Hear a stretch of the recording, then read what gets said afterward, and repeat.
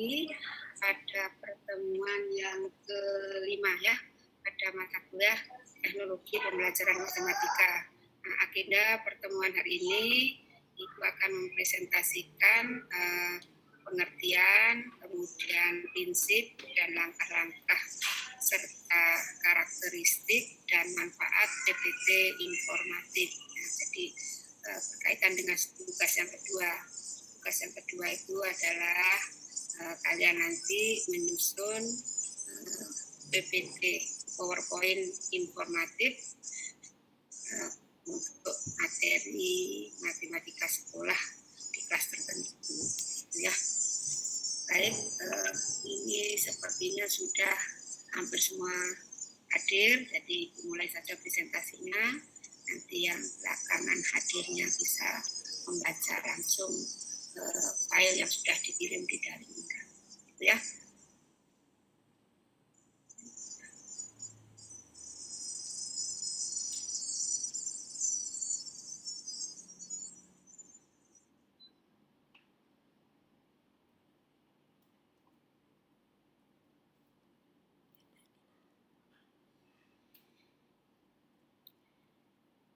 Bisa dilihat tayangannya? Ibu sudah.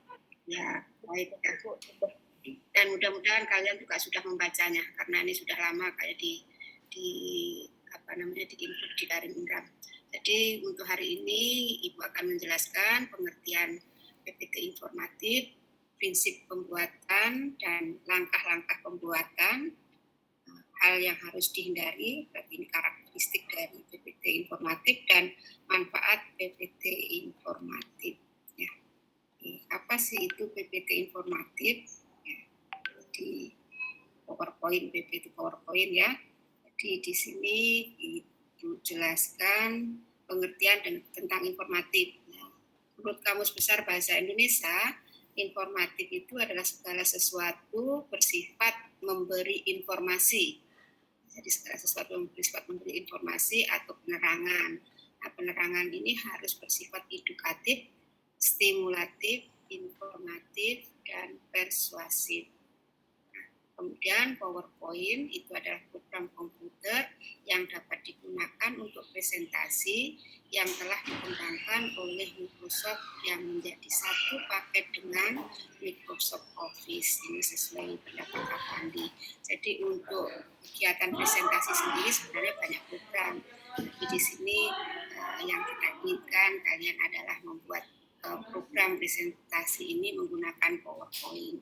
Nah, oleh karena itu dari dua pengertian ini kita simpulkan bahwa PowerPoint interaktif itu adalah suatu program komputer yang dapat digunakan untuk presentasi dengan tujuan peserta didik dapat menangkap dan memahami informasi yang disampaikan secara baik.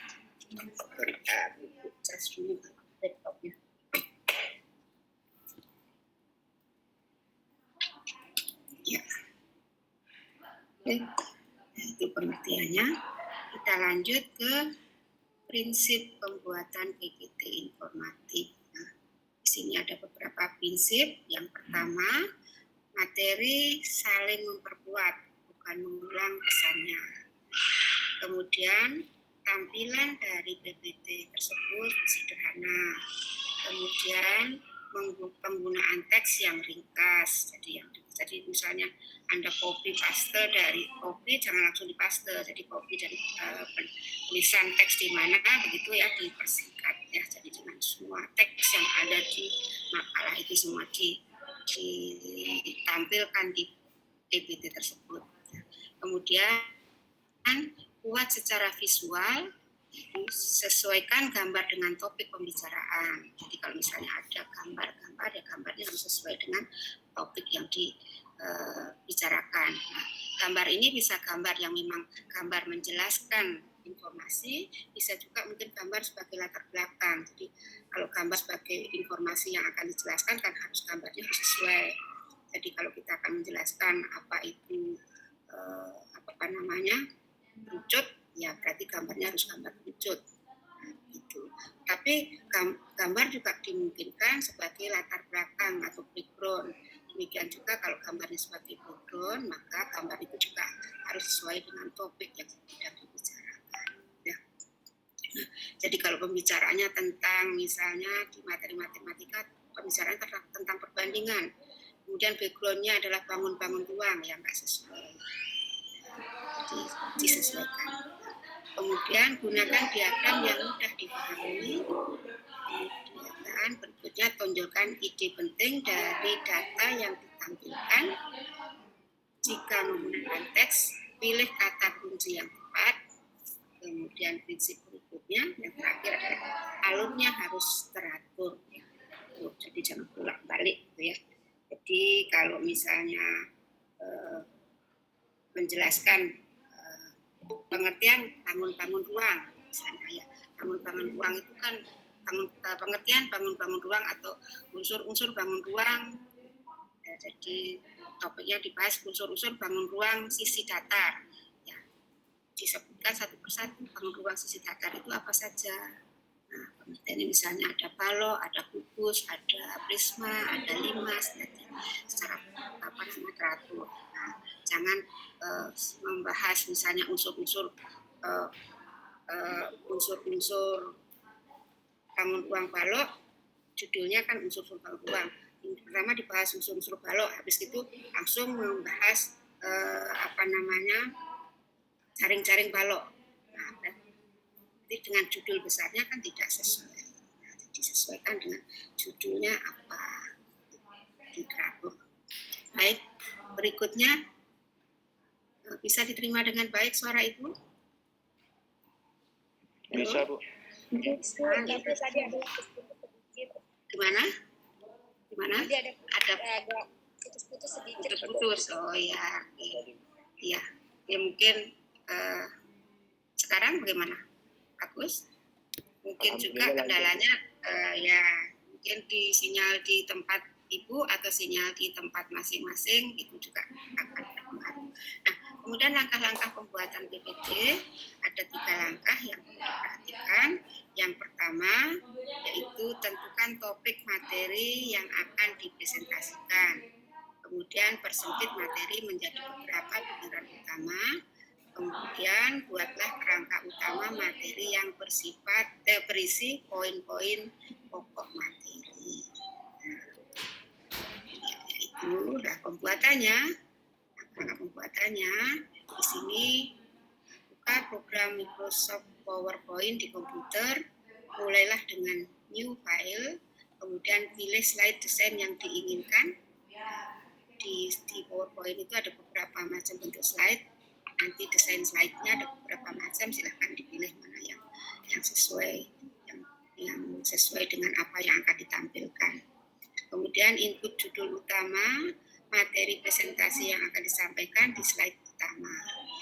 Kemudian input subjudul materi di slide kedua, input poin-poin pokok materi setiap sub secara beruntut pada slide-slide berikutnya. Kemudian dapat juga membuat atau memanfaatkan gambar sederhana dengan menggunakan fasilitas yang ada di komputer tersebut, yaitu kalau kita misalnya mau gambar persegi panjang, bisa kita ambil dari sheet dan ini art. Nah, jadi bisa kita ambil di situ. Kemudian berikutnya pembuatannya memulai menu insert dapat pula diinput sebagai berbagai macam ilustrasi. Ya, jadi kalau ada perlu ada ilustrasi, ada gambar, ada suara, ada movie, bisa kita mulai dari menu insert. Kemudian tampilan background hendaknya sederhana, kontras dengan objek. Objek di sini bisa teks, bisa gambar dan lain-lain. Kemudian gunakan visualisasi, gambar, animasi, audio, grafik, video, dan lain-lain untuk memperjelas fakta, konsep, prinsip, dan prosedur. Itu langkah-langkah pembuatannya. Tapi di sini tampilan background-nya sederhana, kontras dengan objek, tapi jangan terlalu terang dan terlalu gelap. Nanti ada yang harus dihindari, itu ada. Jadi Jadi hal-hal yang harus dihindari dalam pembuatan PPT informatif ada 11 di sini, tetapi angkanya 10 karena nomor 6 ini nanti berulang. Jadi hal-hal yang harus dihindari, yang pertama, font terlalu kecil. Jadi kalau saat kita membuat tulisan di slide, masing-masing slide, fontnya atau ukuran hurufnya jangan terlalu kecil. Kemudian menggunakan kapital secara berlebihan. Demikian juga menggunakan huruf tebal gitu ya, bold pada seluruh teks. Kemudian terlalu banyak jenis font atau jenis huruf. Disarankan untuk menggunakan font yang mudah dibaca. Nah, jadi huruf yang mudah dibaca. Kemudian gambar dan animasi yang berlebihan itu perlu dihindari, yang akan mengalihkan perhatian peserta presentasi atau peserta didik. Jadi kalau kita mau gambar ya gambarkan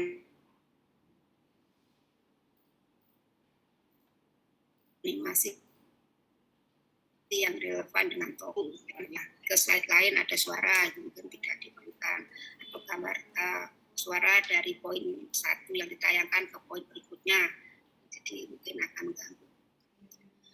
Baik, jadi kalau seperti huruf ini kan susah dibaca ya, jadi gunakan aja ya, huruf yang simple. Biasanya yang biasa digunakan untuk penulisan di PowerPoint itu dengan huruf Arial, Time Roman, kemudian kayak yang misalnya lambang-lambang matematika itu. Nah, itu ada huruf hafal juga, huruf banyak sekali. Tapi yang penting hurufnya sederhana, mudah dibaca.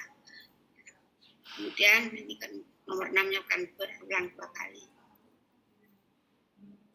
Berikutnya warna-warni yang tidak jadi tulisan dalam satu slide jangan terlalu banyak berwarna.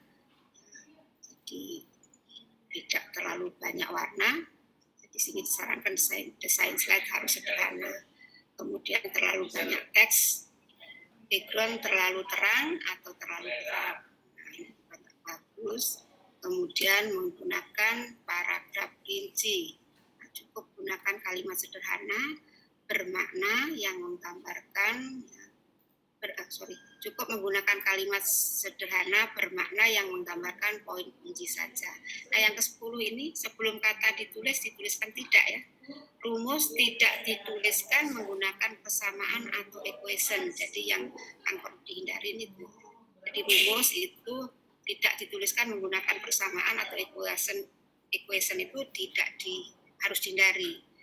Atau dengan kata lain, ini rumus itu harus ditulis menggunakan persamaan atau equation. Oke. Jadi background ya, ini jangan terlalu ramai, cukup sederhana dan mudah dibaca. Oke. Manfaat PPT informatif ada 5 manfaat. Yang pertama, memberi gambaran singkat tentang urutan pengajaran dan pengorganisasian konten pembelajaran pada peserta didik. Penggunaan gambar dan video dalam presentasi mendorong ingatan yang lebih baik bagi peserta didik. Kemudian berikutnya, manfaat yang ketiga, meningkatkan kemampuan peserta didik terhadap materi yang dipelajari. Yang keempat, pendidik dapat mengontrol waktu pembelajaran dan menyajikan ringkasan materi yang jelas. Yang kelima, pembelajaran menjadi lebih bermakna. Baik, itu manfaatnya. Nah, yang terakhir, slide terakhir ini adalah referensi. Baik, terima kasih. Ada yang mau ditanyakan? Silakan kalau ada yang mau bertanya. Silakan sebut nama. Iya, baik. Siapa yang bertanya? Sebut nama yang bertanya dan kelompoknya. Ya. Irma Rahmani, silakan. Apa yang ditanyakan? Tadi kan sebelum yang di referensi ini ada di atas tuh kayak manfaatnya itu untuk lebih bermakna, PPT informatif ini menjadi lebih bermakna. Bagaimana sebenarnya maksudnya Bu yang lebih bermakna? Yang poin kelima, pembelajaran menjadi lebih bermakna. bagaimana maksudnya begitu. Ya, sebentar ya.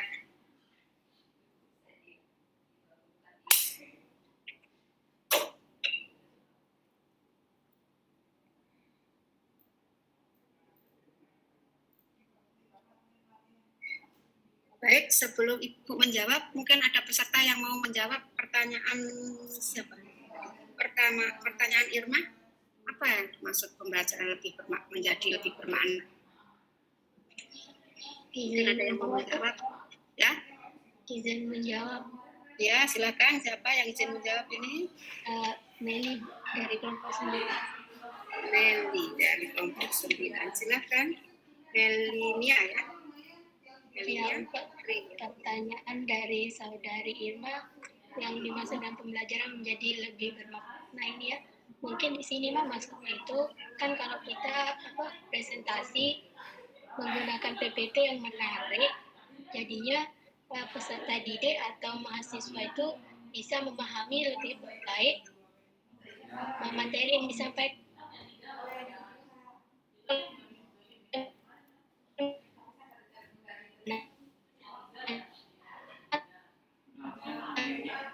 Kurang mahasiswa atau murid itu kurang berminat untuk melihat dan mendengarkan, juga menyimak apa yang disampaikan oleh dosennya. Jadi kalau kita menggunakan PPT yang lebih menarik dan bisa membuat siswa atau mahasiswa itu terpikat untuk belajar dan juga memperhatikan apa yang dijelaskan oleh dosen, jadinya pembelajaran itu lebih bisa ditangkap dan mahasiswa juga lebih mengerti gitu. Seperti itu. Ya, bagaimana Irma? Ya, Dengan penjelasan baik, ini terima kasih penjelasannya ya. Jadi lebih bermakna artinya lebih punya arti gitu ya, atau antara lain karena ada PPT, ada yang dituliskan, ada yang dengar, ada dilihat. Kan sampai selain melihat tulisan itu kan ada penjelasan. Jadi saat ceramah bukan hanya bicara saja.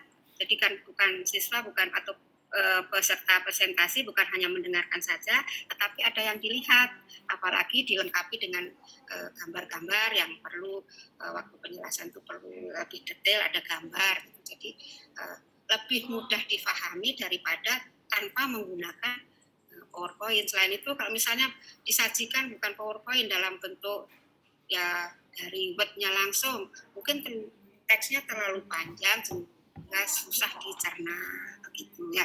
Jadi lebih menarik peserta didik atau peserta presentasi lebih termotivasi untuk mendengarkan penjelasan, lebih mudah diserap, dipahami seperti itu ya. Jadi yang dimaksud pembelajaran menjadi lebih bermakna. Itu bagaimana Irma? Bu, boleh lagi satu Bu?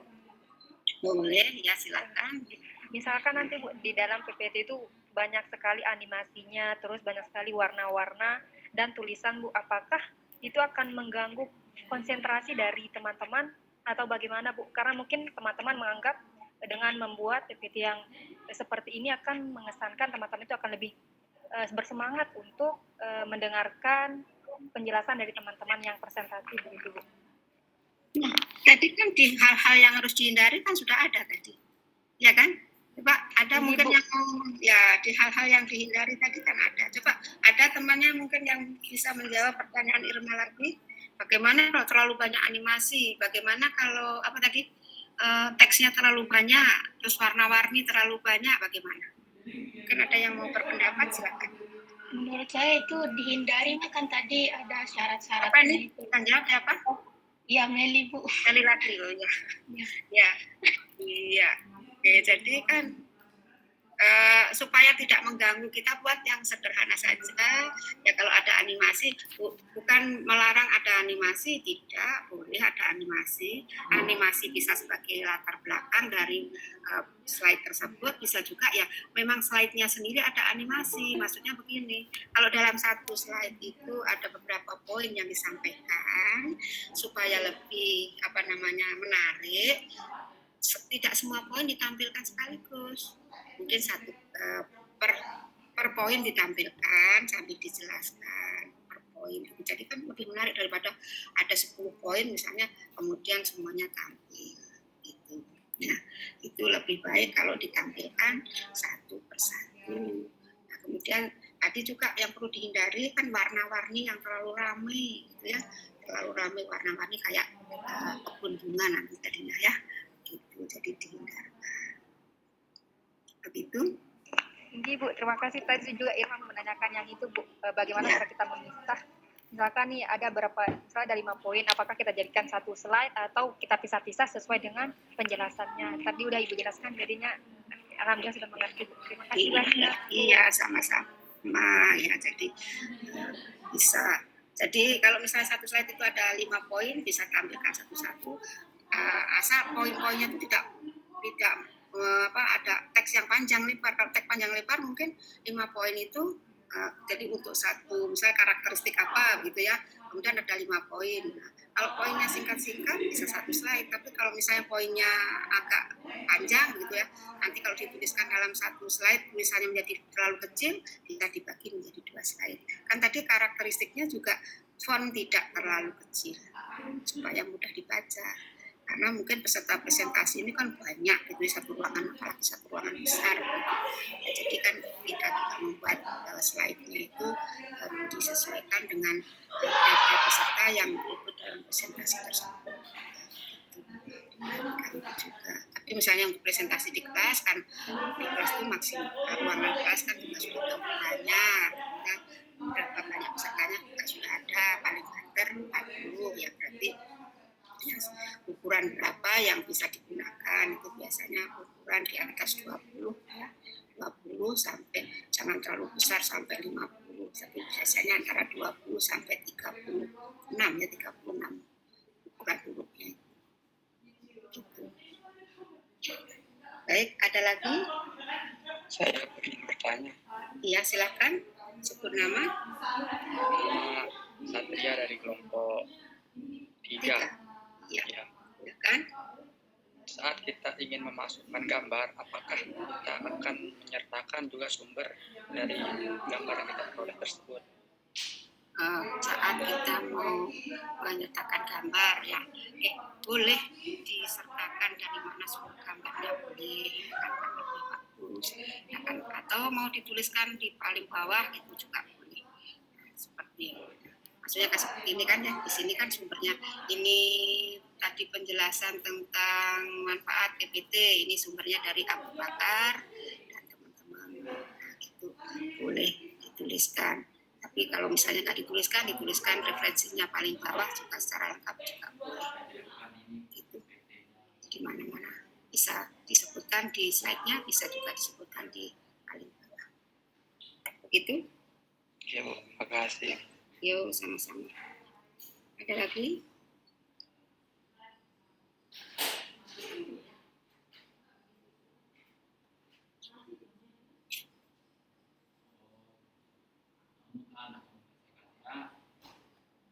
Ada lagi yang mau ditanyakan? Ibu akhiri presentasi untuk ini, nah bisa kembali ke sini ke ruangnya. Ada lagi yang mau ditanyakan?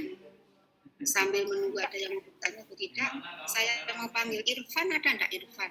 Mulyadi. Wadah, Irfan Mulyadi ada di situ Irfan? Halo Irfan. Hadir ya. Kemudian Ishal Zamhari ada?